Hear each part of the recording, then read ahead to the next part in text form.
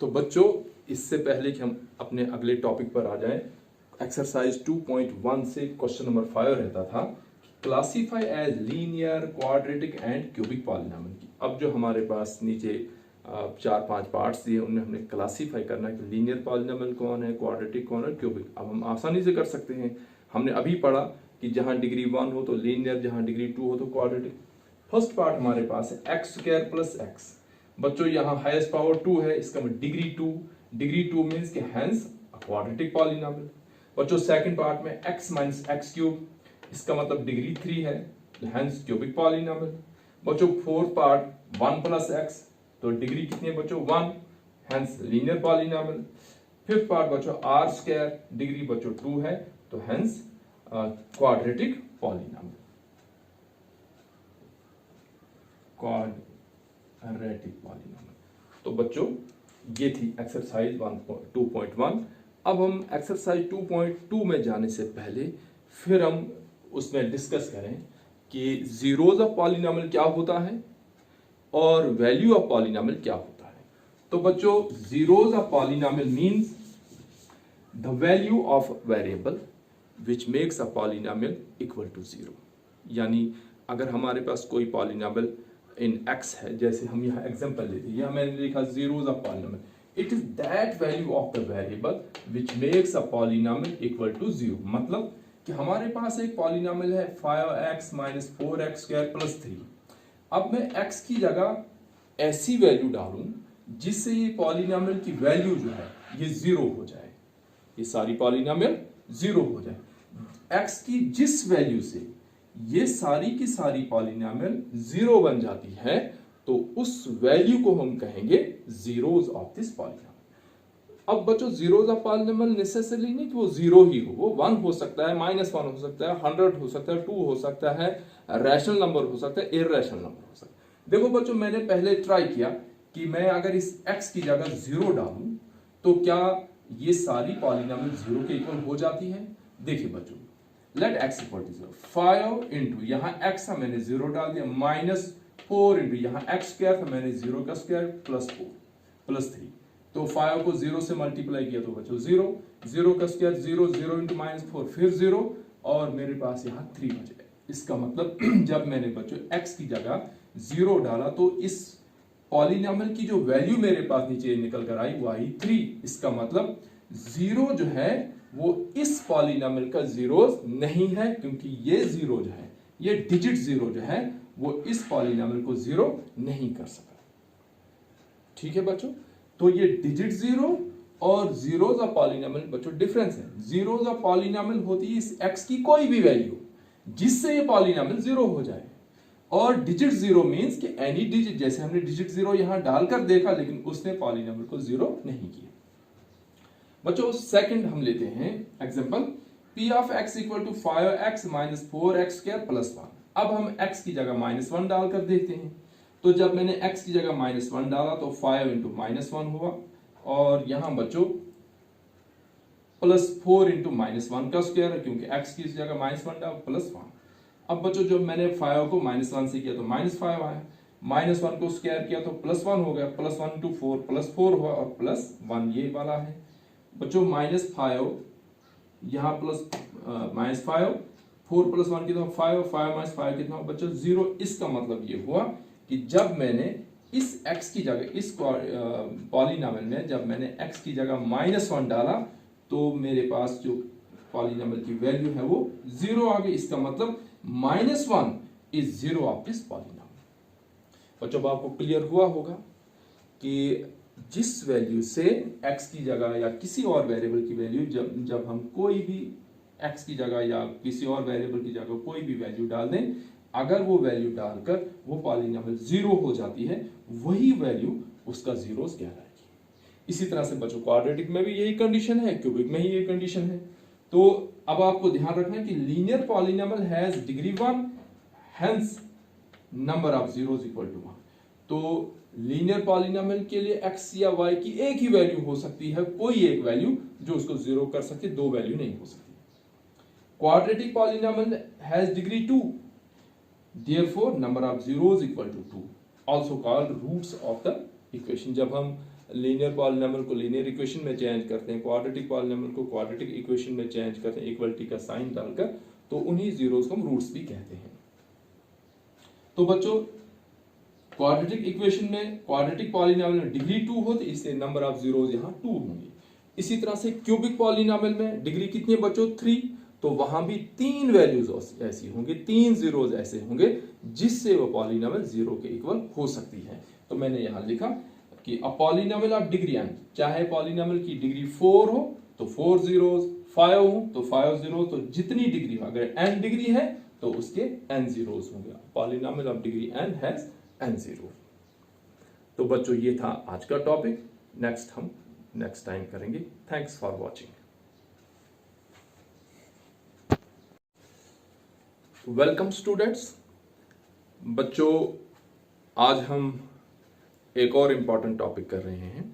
कल हमने introduction to polynomial पढ़ा था और उसमें हमने जो कंक्लूड किया था वो था types of polynomial with respect to the number of terms, कि जब पॉलिनोमियल में एक टर्म हो तो उसको मोनोमियल कहते हैं, 2 टर्म होंगी तो क्वाड्रेटिक पॉलिनोमियल कहते हैं, और बाइनोमियल कहते हैं, और 3 टर्म्स होंगी तो ट्राइनोमियल कहेंगे। बच्चों आज हम उसी टॉपिक को कंटिन्यू करेंगे। आज हम करेंगे फिर से types of polynomial with respect to their degree, यानी पावर के हिसाब से पॉलिनोमियल की टाइप्स का पहले था टर्म्स के हिसाब से पॉलिनोमियल की टाइप्स, तो एक टर्म होगी तो मोनोमियल, 2 होंगी तो बाइनोमियल, 3 होंगी तो ट्राइनोमियल। लेकिन अब है पॉलिनोमियल की जो डिग्री होती है, डिग्री के अकॉर्डिंग पॉलिनोमियल की टाइप। लेकिन बच्चों मैं कल से देख रहा था कि आपने अपने फ्रेंड्स तक ये मैसेज नहीं पहुंचाया है, क्योंकि मैं देख रहा था कल से अभी तक मुश्किल से 10 सब्सक्रिप्शन बढ़ी हैं। तो बच्चों जिस तरह से मैं सिंसियरली आपके पास ये पहुंचा रहा हूं, आपकी जिम्मेदारी बनती है कि इसको अपने साथियों तक, जहां जहां आपके रिलेशन में कोई 9th क्लास में पढ़ता है, कहीं भी पढ़ता है, उसको लिंक भेजो और उसको कहो कि इस नेक काम में हिस्सा लो, ताकि एक एक बच्चे तक हमारी वीडियोस पहुंच जाएं और वो इससे फायदा उठाए। तो बच्चों हम अपने टॉपिक पर आ जाते हैं, types of polynomial with respect to the degree.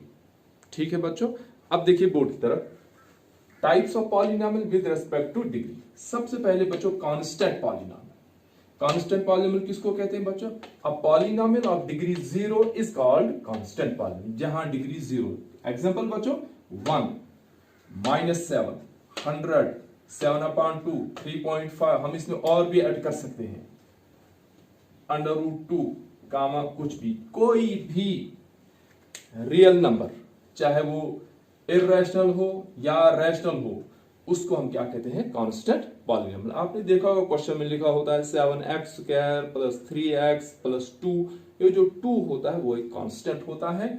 अगर अकेला 2 लिखा है, जैसे 1 -7, ये एग्जांपल हमारे पास है कांस्टेंट पॉलिनोमियल। क्यों? क्योंकि 1 = 1 × x⁻0। x⁻0 मीन्स 1 × 1 हो जाता है, x⁻0 मीन्स कि इसकी डिग्री कितनी है? 0। या -7 मीन्स -7 × x⁻0, फिर से डिग्री हमारे पास 0 आई, तो ये भी कांस्टेंट। इसी तरह से 7/2 को आप लिख सकते हैं 7/2 × x⁻0 -3.5 × x⁻0 और √2 × x⁻0। तो ये जितने भी कांस्टेंट हैं, ये एग्जांपल है हमारे पास कांस्टेंट पॉलिनोमियल्स की। उसके बाद ये थी पहले बच्चों डिग्री 0। अब जब डिग्री 1 हो उसको कहते हैं लीनियर पॉलिनोमियल।